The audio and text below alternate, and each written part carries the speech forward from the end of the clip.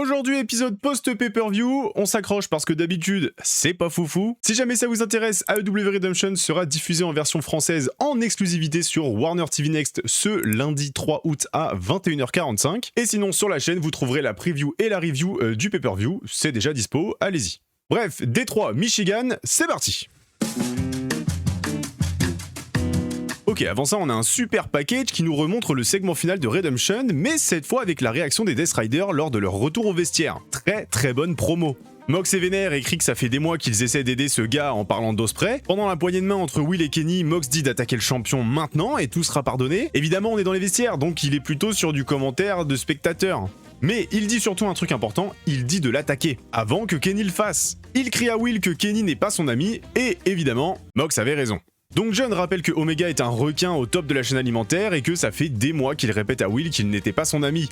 Mox, dépité, dit qu'il a fait tout ce qu'il a pu, il l'avait justement préparé pour ça, mais il a pas su faire ce qu'il fallait. Mais maintenant qu'Ospreay a tout perdu, n'a donc plus rien à perdre, il est le meilleur catcheur du monde avec déjà un pied dans la tombe. Pour être honnête, je n'ai pas réussi à savoir s'il parlait de Will ou de Kenny lors de cette dernière phrase. Et ça change pas mal de choses, mais on aura peut-être des réponses un petit peu plus tard. Salut René! Oh bah tiens, y'a Will! Je sais reconnaître un mec qui a le seum. Will continue d'avancer et dit à René qu'il sait qu'elle fait son boulot et... C'est quoi ça? On dirait les guerriers de la nuit. Alors John, les pouces dans les poches là, c'est non. Daniel Garcia brise le silence en appelant Will Young Boy Billy et bam! Gros Hidden Blade. Pac est pas content et Mox le retient avant de prévenir Will, t'es sûr de vouloir faire ça? Effectivement, à sa place, je resterai tranquille. Mais Ospreay lui dit que ce n'est pas à lui d'appuyer sur la gâchette à sa place. Ouais gros, tu le fais jamais, donc à un moment donné... Ah, il lui rend le badge des Riders? Et Mox lui répond qu'on dirait bien qu'il a tout compris. Intéressant. Et Will se barre, Danny a pris très cher. René revient et... Ah! Adam Page! Alors oui, je sais qu'on fait pas collision ici, mais Hangman est revenu lors d'un segment à collision il y a 2-3 semaines, un truc comme ça. Ne vous inquiétez pas, vous n'avez absolument rien loupé, il a juste dit qu'il acceptait le fait de ne plus jamais pouvoir avoir d'opportunité pour les titres mondiaux et que maintenant il irait voir les titres en mid-card, voilà, en gros. Bref, il dit à Will qu'il sait ce que c'est, il a été dans sa position l'année dernière, c'est lui contre le monde. Il ne veut pas s'immiscer dans ses affaires et dit juste que s'il a besoin de quoi que ce soit, il est là. Will se méfie en disant que s'il ne peut plus faire confiance à Kenny, il ne peut pas lui faire confiance non plus, et qu'il s'en occupera seul. Page répond juste que Will a ce truc pour aller au bout. Ouais. Allez, on accueille Jack Perry. Oh, oh, oh, oh, oh, oh. Ouais, j'ai pas les droits. Suivi de Nick Wayne. Lui, par contre, j'aimerais bien qu'il change de thème. Mais ça fait plaisir de revoir le jeune prodige. Et pour finir, le nouveau champion national fait son entrée. Hola! Perry et Wayne se claquent, Andrade fait des ranas puis des selfies, Jackie fait des dingueries, Nick se fout de la gueule d'Andrade, je peux pas lui en vouloir, je l'aime bien. Perry saute de la 3ème et balance Andrade dehors, Wayne enchaîne avec un Canadian Destroyer pour envoyer Perry rejoindre le champion. Eh ben gros match hein. Andrade envoie tout le monde au sol, Nick Wayne Phoenix Splash sur le champion, sauvé par Perry. Ça s'arrête jamais, c'est génial. Et finalement le champion conserve en couchant le gamin. Allez, au lit les enfants. Schiavone le félicite, lui demande comment il se sent. Comment je me sens? Tranquillo. Et tu sais pourquoi? Parce que j'emmerde MJF. Ah. Et il embrasse la chevalière du GOAT. Et j'emmerde Don Callis. Tony lui dit que le traditionnel casino gauntlet match de All-In permettant d'obtenir un contrat pour un match de championnat a été officialisé, et la semaine prochaine, Andrade aura un match à Grand Slam Mexico pour déterminer le premier entrant du gauntlet. Bon, on s'attendait à un MJF contre Andrade à All-In, à mon avis, MJF il est pas tout de suite revenu de blessure. Et j'avoue, je suis un peu déçu de pas voir Andrade dans un match simple à Wembley. Quoi qu'il en soit, on retrouve René backstage avec les Brawling Birds. Rien à signaler, en gros, elles veulent les titres tag de Megan Bayne et Lena Cross. Voilà. Autour de la Don Callis Family, ce soir ils affrontent Brodido et Mac Bailey. Est-ce que ça ne va pas être compliqué après la défaite à Redemption? Fletcher dit qu'il ne sait pas à qui elle s'adresse étant donné que lui a gagné son match contre Bandido et conservé son titre. Callis dit qu'effectivement il peut y avoir des défaites mais ça fait partie du business et ils ont des rookies. Chevalier dit que les défaites sont chiantes mais que ça fait du bien d'affronter un des meilleurs dans un main event et qu'on sait tous que ce ne sera pas la dernière du Jet et qu'en plus il reste champion. Et prévient Fletcher avant son match contre Speedball la semaine pro. Les deux continuent de se chamailler. Kyle répond qu'il ferait mieux de rester concentré sur son titre parce que le sien ne quittera jamais la famille et Okada arrive. Tout souriant, il dit juste que Kyle a raison, le titre international va rester dans la famille. Ah ah, on continue de semer les petites graines pour le three-way de la Don Callis Family à All-In. J'aime bien. Allez, entrée de Fletcher, Brian Cage et Jake Doyle, puis Brody King, Bandido et Mac Bailey. Je remarque aussi que Kyle n'a pas changé de tenue depuis dimanche. Ça doit bien sentir. Les gentils prennent assez vite l'ascendant, puis les méchants reviennent. On a des super échanges, encore un gros match. Brody fait waf waf et envoie une big senton sur Cage et Doyle. Cage éclate Bayley en mode PWG. C'est finalement Speedball qui vole la victoire sur Jack Doyle sous les yeux de Kyle Fletcher, histoire de prendre l'ascendant psychologique avant leur match la semaine prochaine. On retrouve René Paquette avec les Bucks et Cage et Cobb qui portent des chaussures à son effigie WWE. Personne lui a dit? Non?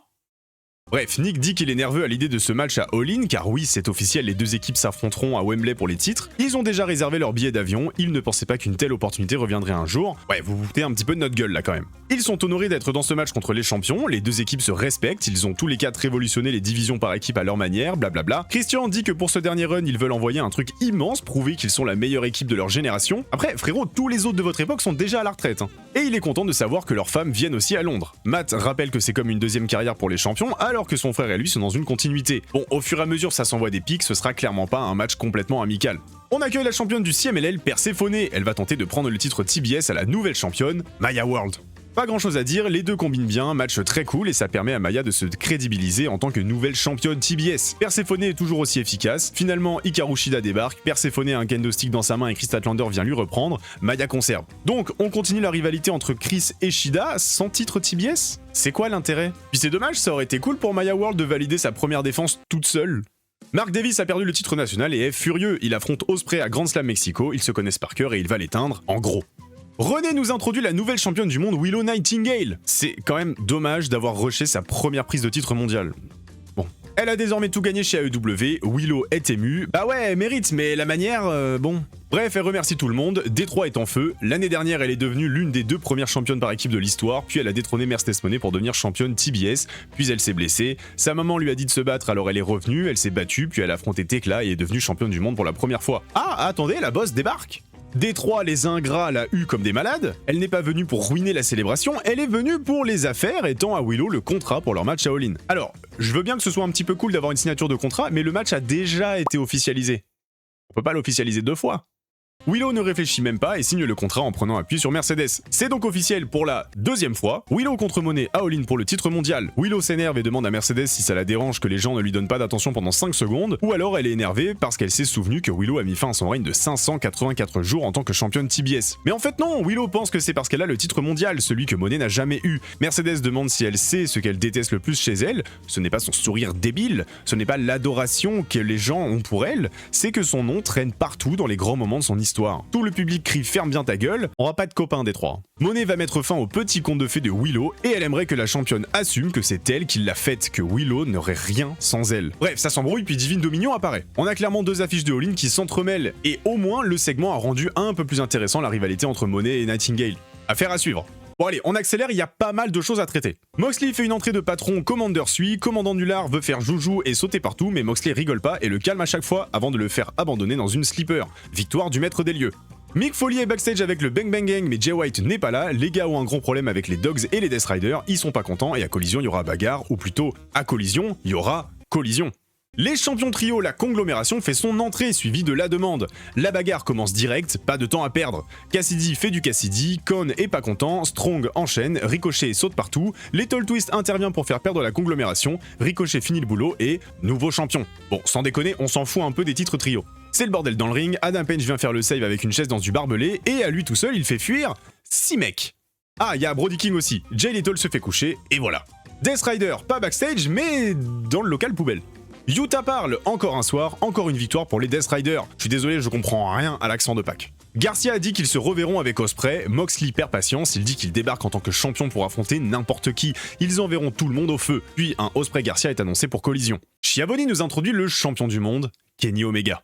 Je suis dans ton train mec, on va faire payer Will. À peine a-t-il le temps de parler que Will fait son entrée. Kenny dit de couper la musique, puis ce qui doit être dit n'a pas besoin d'être entendu par le public, car c'est quelque chose de personnel. Et c'est quelque chose qu'il ne veut dire qu'à Will. Mais comme il s'est permis de débarquer, ça peut être marrant. À Redemption, il lui a montré comment il se sentait en lui envoyant cette One Week Angel au milieu du ring. Maintenant, il peut voir cette colère sur son visage. Mais il compte énormément pour lui et il pourrait lui offrir le monde. Puis il lui demande s'il se souvient de cette promesse qu'ils se sont fait tous les deux. Celle de faire de leur mieux, celle de devenir champion. Comment est-ce qu'il a pu oublier? Kenny, lui, a toujours placé leur amitié après la ceinture. Il n'a pas voulu être dans la Owen Hart Cup pour ça aussi. Il a toujours voulu être témoin du succès de Will. Il a tout fait pour l'élever et tout ce qu'il a eu en retour, c'est une réflexion qu'Ospreay lui a fait. Comment Kenny a pu baisser les bras? Et Will n'a aucune idée d'à quel point ça l'a blessé.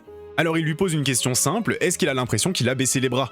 Il a voulu que les Death Riders et surtout Moxley lui montrent la voie à suivre, et maintenant que tout a volé en éclats, quelle est son excuse? Will prend un micro, il dit que son excuse c'est qu'il est revenu beaucoup trop tôt de sa blessure à la nuque et que tout ce qu'il avait en tête était de prendre sa revanche. Il n'a pas pu être à la hauteur et il s'est retrouvé tout seul. Plus de Kyle, plus de Mark, pas de Callum, il ne pouvait même plus se tourner vers son héros. On va chialer, tiens. Puis il enchaîne en disant que celui qui l'a sauvé, c'est celui qui à la base avait tout gâché. Il lui a offert une nouvelle vie, une opportunité. Celui qui a été 4 fois champion a voulu lui montrer la voie pour réaliser son rêve. Et pour être honnête, il a aimé être un Death Rider.